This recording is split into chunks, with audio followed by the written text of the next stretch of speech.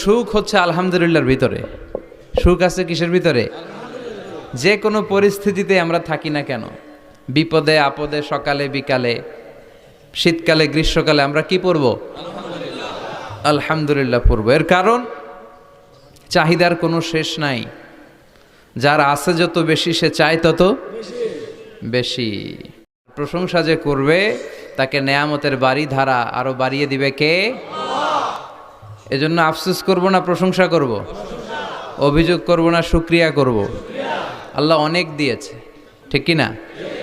বিশ্বনবী দোয়া করতেন, আল্লাহুম্মা জাআলনি সাবুরা ওয়া জাআলনি শাকুরা ওয়া জাআলনি ফি আইনি সাগীরা ওয়া ফি আয়ুনিন নাসি কাবীরা। আল্লাহ আপনি আমারে ধৈর্যশীল বানান, আপনি আমারে শুকরগুজার বান্দা বানান। আল্লাহ আমার চোখে আপনি আমারে ছোট বানান, গোটা বিশ্বের মানুষের চোখে আপনি আমারে বড় বানান। সবাই পড়ি আমিন। আগে চেক করো, তারপরে বিশ্বাস করবা, ঠিক কিনা? তাহলে এখন থেকে একটা কিছু শুনলে বিশ্বাস করবেন।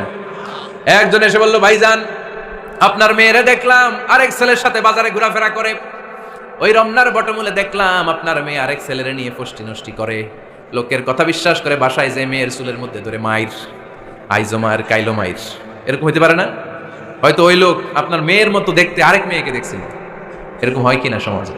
একজন এসে বললো, ভাই আপনি এখানে ভাবিরে তো দেখলাম ওই জায়গায় আরেক লোকের সাথে ঘোরাফেরা করতেছে, খবর রাখেন না বাসা? আপনি রেগে মেগে, ঘটনা কি? আমার খেয়ে আমার পরে আরেকজনের সাথে, যে এই বাড়িতে যে মায়ের, কোনো কথা নেই। দেখবেন যে ছোট্ট মারামারি থেকে এই ঘটনা অনেক সময় বিচ্ছেদ বা ডিভোর্স পর্যন্ত করায়, ঠিক কিনা? ওই যে শোনা কথায় কান দিচ্ছেন, ফাতা ভাই আপনি চেক করেন নাই। হয়তো আপনার স্ত্রীর মতো দেখতে বা আপনার স্ত্রী যে জামা পরে, যে পোশাক পরে, এরকম পোশাক পরে আরেক নারীকে দেখছে, আপনার বউ না এটা।